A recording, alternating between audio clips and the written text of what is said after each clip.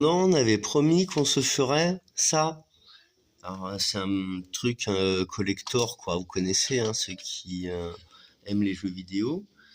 Donc regarde un petit peu, si tu l'as pas. C'était quand j'ai repris la PlayStation 4 Pro il y a 7 ans. Et j'avais pris celui-ci, donc je l'ai fait. La console, je l'ai gardée 3 mois et ensuite je l'ai revendue.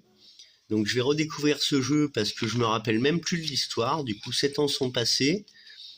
En tout cas, ils sont très beaux leurs goodies quand il y a des petits livrets avec.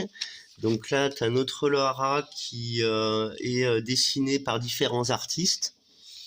Tu vois, tu as à chaque fois la petite explication et le créateur. Moi, je suis un artiste naturellement, quoi. J'ai toujours aimé la photo. Mon grand-père m'a donné un jour son appareil dans les mains et m'a fait photographier les clients du café qu'il avait créé avec ma grand-mère.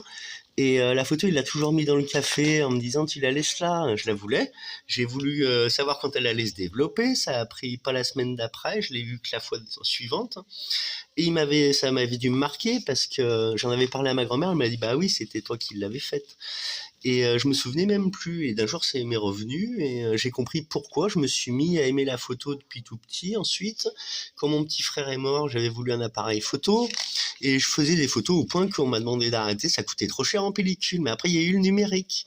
Et avec le numérique, bah, j'ai fait quelques créations que vous verrez sur mon Flickr, Freedom Citizen, sur Flickr. Donc flickr.com/Freedom Citizen. Et vous verrez que j'aime bien photographier des gens, pas que des filles, mais bon, je suis un garçon, et j'ai fait beaucoup de nus artistiques, de photos artistiques sans nus, et j'aime beaucoup l'art. Donc ça, là, je trouve que c'est formidable, qui partagent un petit peu les différents artistes qui ont fait des œuvres par rapport à cette héroïne de jeux vidéo qu'on a tous aimée. Lara Croft, celui qui l'a inventé déjà dans l'histoire, vous suivez les jeux, vous allez voir quand vous les faites. Ça parle d'une société secrète qui est contre l'humanité et qu'il faut lutter contre. Tu vois. Donc beaucoup de vérité dans Tomb Raider. Celui qui l'a fait, il l'a pas faite moche déjà, c'est joli. Ensuite, coucou. Et il y a un sujet intéressant derrière. Donc ces recherches, ces aventures.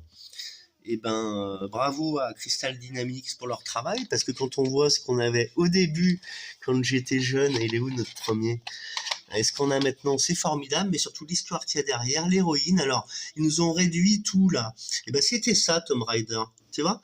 Donc pourquoi avoir critiqué alors